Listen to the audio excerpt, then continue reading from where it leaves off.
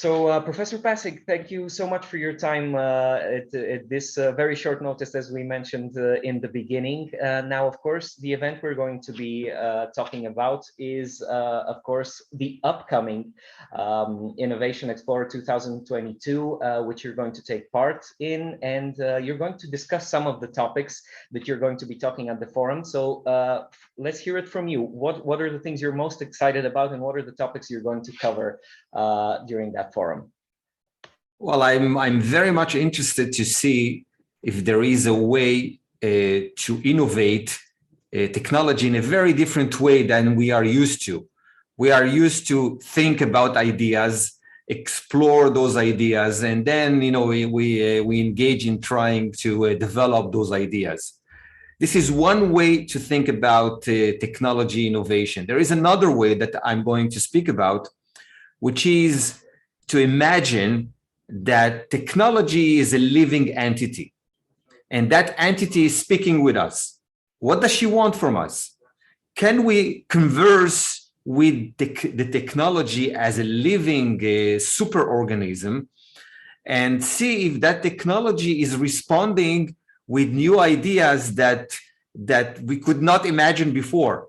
So it's an interesting methodology in future thinking, that we animate technology and see if we can, converse with it like we are conversing, for example, with our forefathers that died millions of years ago, or conversing with our offsprings far in the future, and see if we can imagine things from their perspective. And I'm going to a little bit demonstrate how that way of thinking can generate very different ideas, how technology can evolve.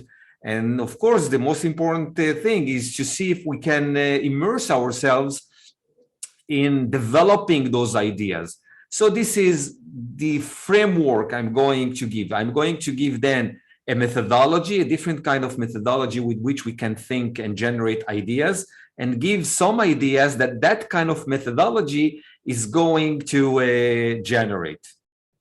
Now, speaking about technology, of course, technology is a big part of our lives, especially in the last few decades, and is something that is evolving very, very fast.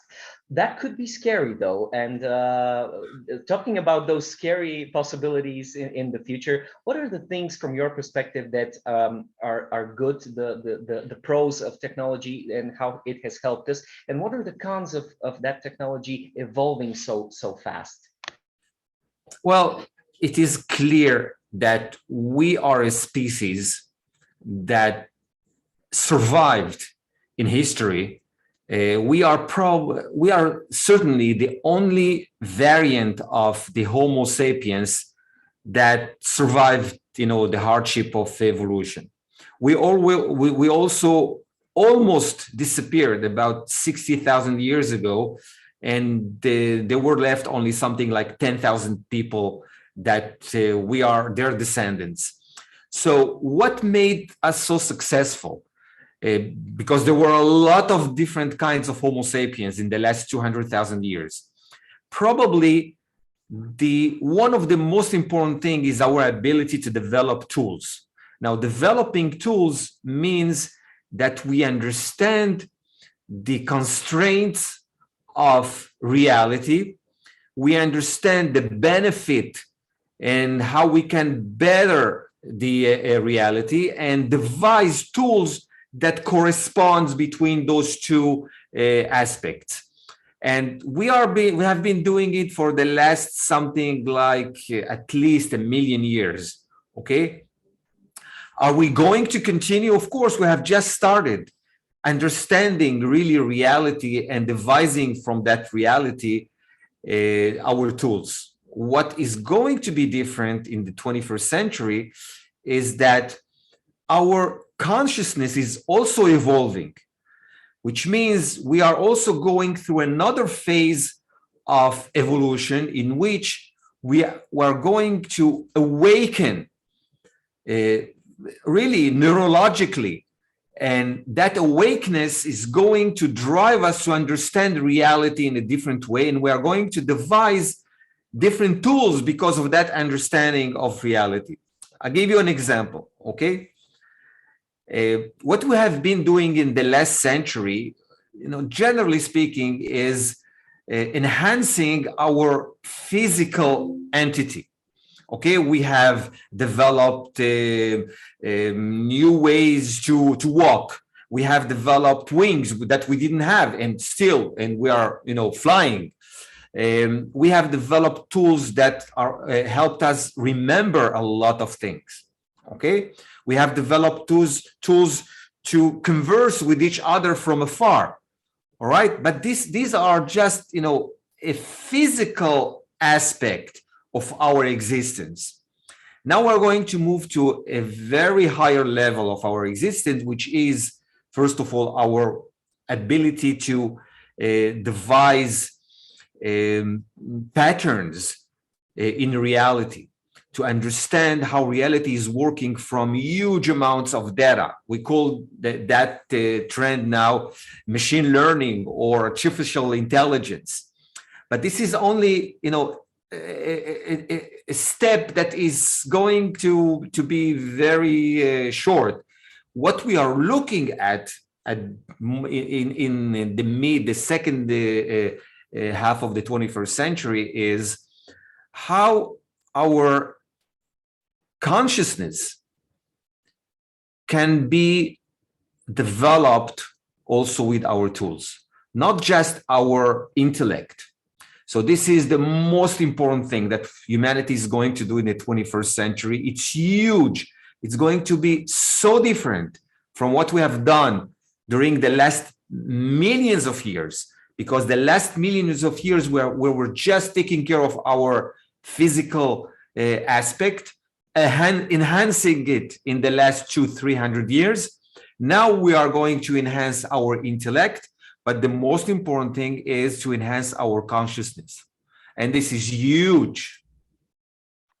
Now, Professor Pasig, we're talking about the future, and this is the point where I want to give a little insight to your job to our viewers, because when you say futurist, there's that little bit of connotation that, oh, how can you predict the future? Like it's not something that you dream of and, oh, this is going to happen. So this is something you have been doing for the last few decades, and it has been your job, and it's very interesting, I think, to give an example and an insight to your world as a futurist.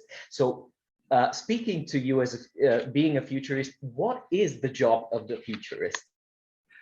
Well, futurist thinking is a branch of another discipline in science, which is called systems thinking. We are trying to understand how systems are evolving.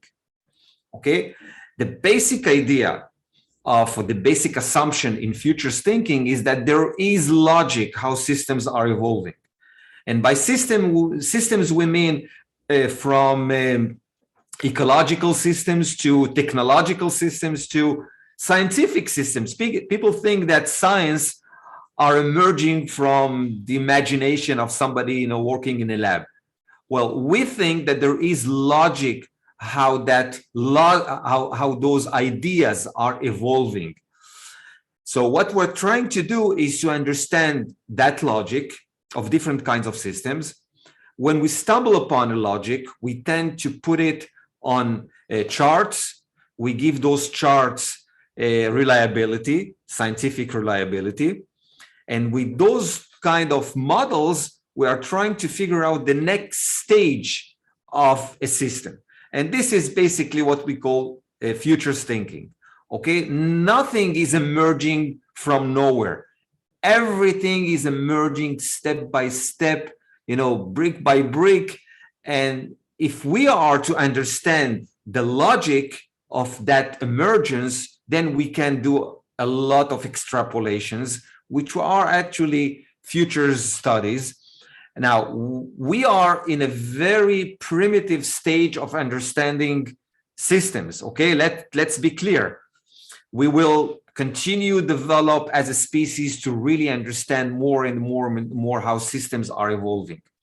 And that's why we have what we call the predictive reliability of our models, which means when we do a prediction based on a logic or a pattern we have discovered, we tend to put also a figure nearby that model that says how sure we are that we really understand the logic of a system. And this is what we call reliability or predictive reliability in statistics. So we are, basically speaking, we are systems scientists. We are trying to understand how systems are working, evolving, in order to understand their trajectories. But let me stress the most important thing. Since we are still very primitive in understanding systems, we know that nobody can predict the future with 100%. Okay, there is no such a thing. So the most important, let's say, idea of futurist thinking is that we are not trying to understand the future. What we are trying to understand is the present. Okay, so what we were thought that in order to understand the present, we better go and study the past. What we are bringing in the table is a different perspective. We're saying that's not enough. Let's go further in the future, knowing that it's only 60, 70% reliable, in order to watch the present from that perspective, come back to the present and see what we can do in order to even better that future that we conceive or avoid that future that we conceive. So the most important idea of futurist thinking is not to predict the future, but to really better understand the present. And speaking about predicting the future, that has happened with some of the ideas you have put forward. And of course, I want to give them as an example to our viewers. Now, those are events that have shaped modern history, and these include the September 11 attacks, the 2008 economic crisis. Looking back on those, how close were the predictions to what actually happened? Well, generally speaking, the discipline has provided us with methodologies that their reliability is around 70%. Okay, that's the average. Now, this is really the first time in this species history that we have scientific tools with which we can predict the future with an average of 70%. Now, those specific trajectories or predictions you have mentioned were based on very interesting models that were developed by a lot of scientists in the last 50 years. And different models are trying to understand, again, the logic, what drives, for example, conflicts, okay? And there were a lot of ideas and a lot of methodologies during history that were trying to understand what really drives this species to constantly be in conflict. I was able to introduce a different methodology with a higher reliability, with which I have organized a lot of information and data in order to understand what really drives, for example, Russia to do what Russia is trying to do lately. So there is a logic behind the behavior of nations, and that logic drives those nations time after time to be aggressive. By the way, in one of my books titled 2048, I also predicted that Russia will gain again a stance in world conflicts and will be very aggressive in the third decade of the 21st century. That's exactly what we're seeing at the moment. And there is logic behind it. So the idea of understanding the logic is to try to bring the flames down as much as possible. This is the most, important thing to do. That's not the idea of predicting is not, it's nothing for us. The idea is to see what we can do. One of the methodologies that drives, one of the variables that drives conflicts is fear. We are a very fearful species. Now, if you analyze the types of fears of different nations and address those fears, then you can bring a lot of flames down. And if we are really to bring, for example, this conflict to somehow a peaceful resolution, we need to understand the fears that are driving Russia and address those fears.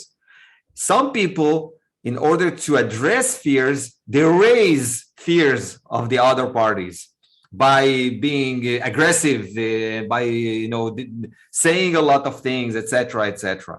So this is just an example. And in economics, we have different kinds of methodologies with which we are trying to understand how humans are behaving. In technologies, there is logic how technologies are evolving. There are patterns, and with those kind of patterns and logic, we are trying to figure out the next stage. And Professor Pasek, towards the end of our conversation, we talked about what happened up to this point, but of course, we're talking about the future and what the future holds for us.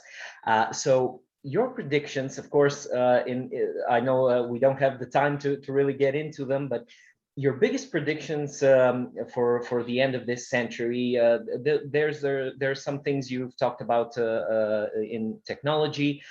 There's some things you talked about in politics and geopolitics, economics. What are, let's say, the three biggest predictions you have based on the models you've talked about for the end of this century? Whoa, well, we need a lot of time, but I'll try to sum up at least one or two that I believe are going really to shape 21st century. One is what we call the pace of change. Everybody is speaking already about how fast everything is evolving. Now, this is something that is not new in history and in nature. But we are going again through another phase that everything is accelerating. Now, just by measuring acceleration, we can do a lot of predictions because the pace of change itself has a great impact on the change, on the transformation. So we are trying now to analyze how things are, getting steam in technology, in sciences, in a lot of other things. And one issue that is rising from those studies is that probably humanity is going to go to another stage of evolution as a species. We are called in science Homo sapiens sapiens. Okay, the Homo sapiens has evolved around 200,000 years ago. We are a variant of the Homo sapiens that survived, and we are called the Homo sapiens sapiens. We are somehow emerged around 10,000 years ago. Okay, but it seems to be that we are the last people of that species. Another species is emerging. Some are calling that species Homo universalis. Okay, that's a different mindset, a different consciousness, and it's being driven by life expectancy. Life expectancy 200 years ago, on average, was around 25 years old only. In the last 200 years, we have tripled life expectancy. Now, our kids are continuing that trend. Now, on average, every decade, we are augmenting life expectancy for another couple years or 3 years. Every decade, another 2 to 3 years are being added to the life expectancy of our kids. And that itself is accelerating. Okay. So probably kids that are being born now will not live 80 years on average. They will live 110 years, 120 years. It's a very different species, a very different psyche. The experience that are going to accumulate, their awareness that is going to open up during their lifetime is going to change totally their values, their understanding of economies. So a lot of people are saying that a different species is emerging. We are obsolete. That does sound kind of scary. Well, it's not scary. I'm thrilled because I see the kids, I see my grandchildren are amazing species. Of course, yeah. Talking about that long lives that you mentioned is of course a good thing. Now, at the end of our conversation, I just wanted something I forgot to ask you.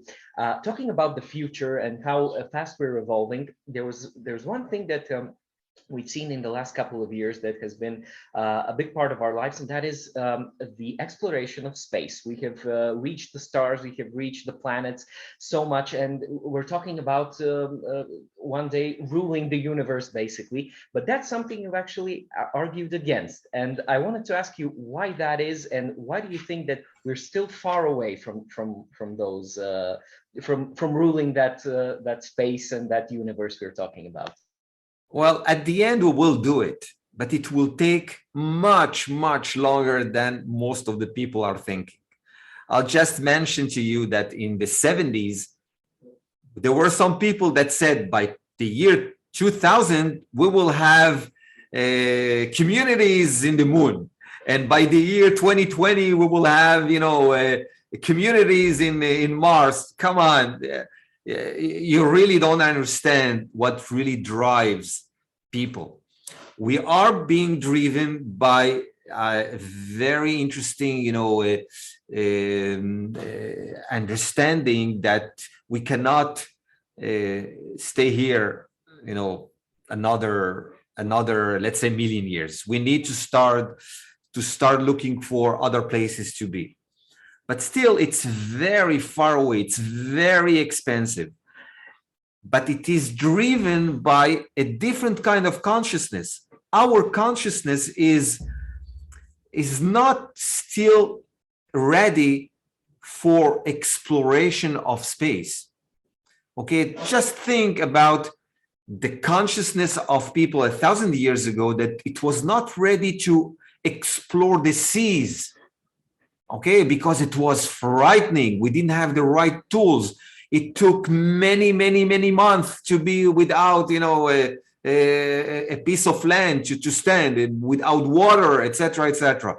We are very far away from really traveling years in space. We can travel some months, okay, but that's nothing. Space is so huge. We will do it at the end, but it will take in a very long time to mature enough consciously, intellectually, and of course physically, in order to travel those vast distances. Well, Professor Pasik, I want to thank you once again for your time at this very short notice and for the very interesting topics you have talked about in front of us, in front of our viewers. And of course, at the end of our conversations, just once again, I wanted to ask you, what can people expect from your lectures in at the Innovation Explorer 2022, and what are the things that we should be talking the most about? Well, we need to talk about how our technologies need to be a little bit more humane. Okay, we have developed technologies that are tearing the societal, bonds, and this is something we have to take care of in the next decade or so. And again, it's part of our awakening of our consciousness. It's like the awakening to environmental issues that are, clearly kind of speaking to us. That's the same thing what we need to do in the next decade. Well, I'm sure everyone that comes to the forum will have the chance to talk to you and listen to you, and of course discuss all those topics that we've talked about today. Once again, thank you very much for your time, and we're expecting you here in Sofia. Thank you very much, and see you in the future. All the best. Have a good day. Thank you. Bye.